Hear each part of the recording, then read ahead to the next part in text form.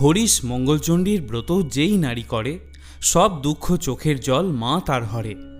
নমস্কার বন্ধুরা, আজ 7ই বৈশাখ 21শে এপ্রিল মঙ্গলবার, বাংলা নববর্ষ তথা 1433 বঙ্গাব্দের বৈশাখ মাসের প্রথম মঙ্গলবার।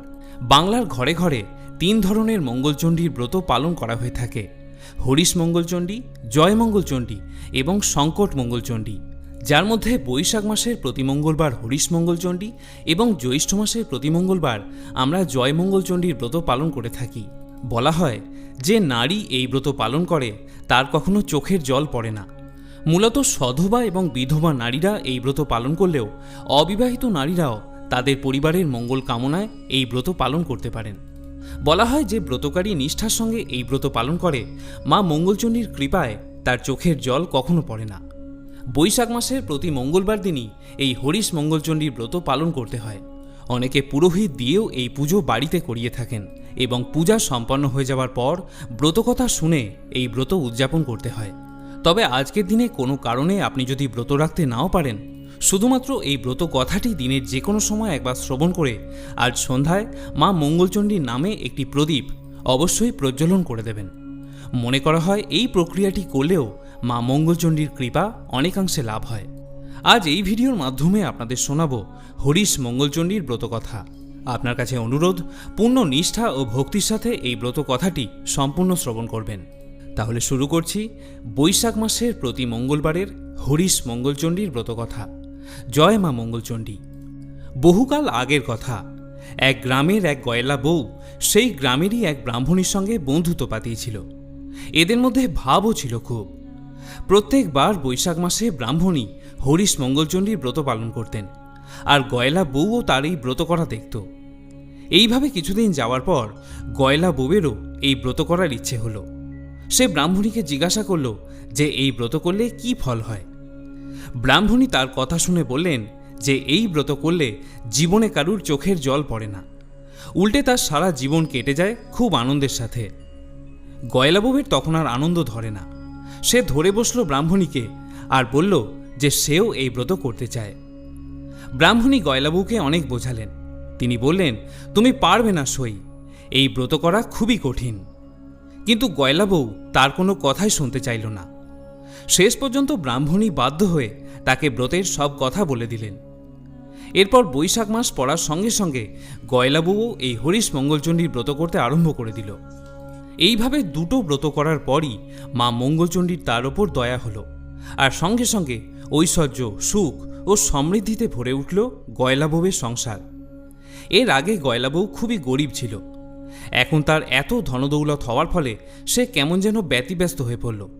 সে আর সহ্য করতে পারল না তার অবস্থার এই পরিবর্তন। এখন খানিক কাঁদবার ইচ্ছা হতে লাগলো তার, কিন্তু যার এত ঐশ্বর্য তার কান্না আসবে কেমন করে। শেষে গয়লা বউ আবার গিয়ে ব্রাহ্মণীকে ধরে বসল আর বলল, সই, আমি আর এসব সহ্য করতে পারছি না, ইচ্ছে হচ্ছে খুব খানিকটা কাঁদি। তুমি আমায় বলে দাও কি করলে আমি খানিকটা কাঁদতে পারবো। গয়লা বউয়ের কথা শুনে ব্রাহ্মণী তো একেবারে আশ্চর্য হয়ে গেলেন। তিনি বললেন, সে কি সই, তুমি কাঁদবে কেন? তোমার এমন সুখের সংসার হয়েছে, এত আনন্দ ভোগ করছো, এতে কাঁদতে আবার কেউ চায় নাকি? এ যে হরিশ মঙ্গলচণ্ডীর ব্রত, এই ব্রত করার ফলে শুধুই আনন্দ হয়, কান্নাকাটি এর কাছে আসতেই পারে না। আমি তো আগেই তোমাকে বলেছিলুম যে এই ব্রত করা খুবই কঠিন, তখন তুমি শুনলে না। এখন কাঁদতে চাইলে কেমন করে চলবে? গয়লা বউয়ের তখন প্রায় পাগলের মতো অবস্থা। সে বললে, আমি কাঁদতে না পেলে বাঁচব না সই, তুমি বলে দাও কি করলে আমার কান্না আসবে। সইয়ের কথা শুনে ব্রাহ্মণী খুবই চিন্তিত হয়ে পড়লেন। কি বলবেন কিছুই ভেবে পেলেন না। এমন সময় তার চোখে পড়ল একটু দূরে একটি চাষের ক্ষেত। সেখানে অনেকগুলো লাউ আর কুমড়ো ফলেছিল। ব্রাহ্মণী গয়লা বউকে বললেন, যাও সই, ওই ক্ষেতটা দেখা যাচ্ছে, খুব লাউ আর কুমড়ো ফলেছে ওখানে। ওই ক্ষেতে গিয়ে লাউ কুমড়োগুলোকে তুলে নাও আর গাছগুলোকে একবারে ছিঁড়ে খুঁড়ে দাও। তাহলেই চাষারা খুব রেগে গিয়ে তোমাকে খুব গালমন্দ করবে, তাহলেই তোমার কান্না আসবে। সইয়ের কথা শুনে গয়লা বউ তখনই সেই ক্ষেতের ভেতর ঢুকে গাছগুলো সব ছিঁড়ে খুঁড়ে দিয়ে চলে এলো। কিন্তু এতে আসল কাজ কিছুই হলো না, বরং ফল হলো সম্পূর্ণ উল্টো। মা মঙ্গলচণ্ডীর দয়ায় গাছগুলো আবার সতেজ হয়ে উঠল আর চাষিদেরও খুব আনন্দ হলো।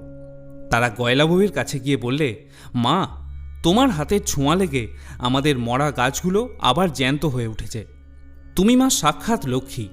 এর ফলে গয়লা বউ আর কাঁদবার সুযোগ পেল না। সে তার সইকে গিয়ে সব কথা জানালো।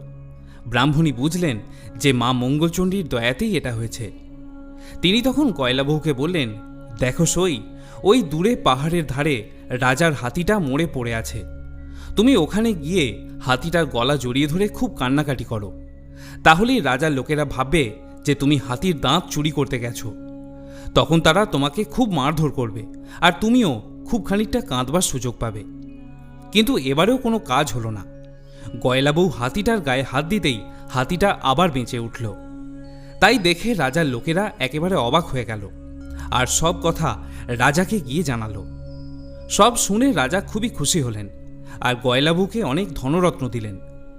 এবারেও কোনো কাজ হলো না দেখে ব্রাহ্মণী বুঝলেন যে এবারেও মা মঙ্গলচণ্ডীর দয়াতেই এটা সম্ভব হয়েছে। ব্রাহ্মণী তখন বললেন, দেখো সই, এক কাজ করো, কতকগুলো বিষের নাড়ু তৈরি করে তোমার মেয়ের বাড়ি পাঠিয়ে দাও।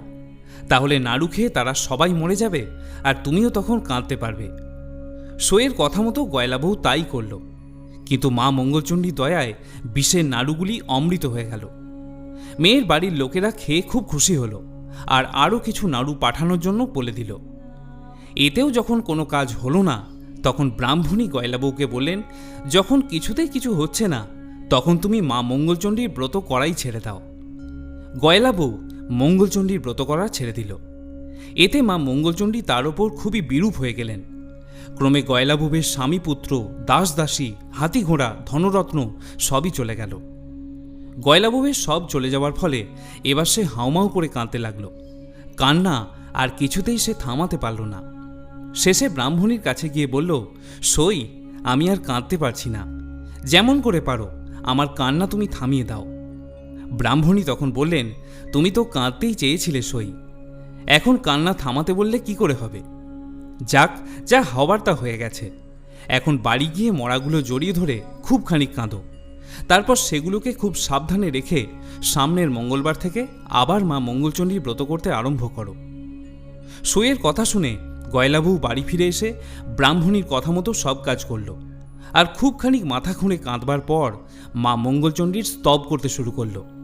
তারপর মঙ্গলবার আসতেই সে খুব শুদ্ধাচারে মা মঙ্গলচণ্ডীর পুজো আর স্তব করল।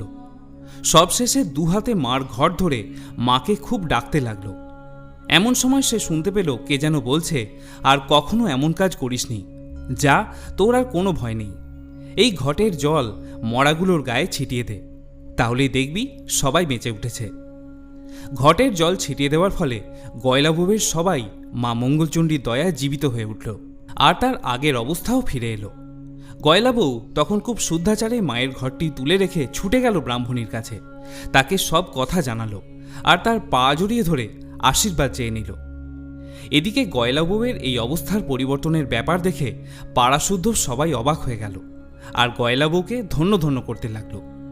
এই ঘটনার পর হরিশ মঙ্গলচণ্ডীর ব্রত সারা দেশে প্রচার হয়ে গেল। বলা হয়, হরিশ মঙ্গলচণ্ডীর ব্রত যেই নারী করে, সব দুঃখ চোখের জল মা তার হরে। প্রিয় শ্রোতা বন্ধুরা, যদি হরিশ মঙ্গলচণ্ডীর ব্রতকথা শ্রবণ করে আপনার ভালো লাগে, তাহলে ভিডিওটিতে অবশ্যই একটি লাইক করুন, আর কমেন্টে একবার অবশ্যই লিখে যান, জয় মা মঙ্গলচণ্ডীর জয়। সকলে ভালো থাকুন, সুস্থ থাকুন। মঙ্গলচণ্ডীর দয়ায় আপনার জীবন ও পরিবার আরও সুখ ও সমৃদ্ধিতে ভরে উঠুক। জয় মা মঙ্গলচণ্ডী, জয় মা অন্নপূর্ণা।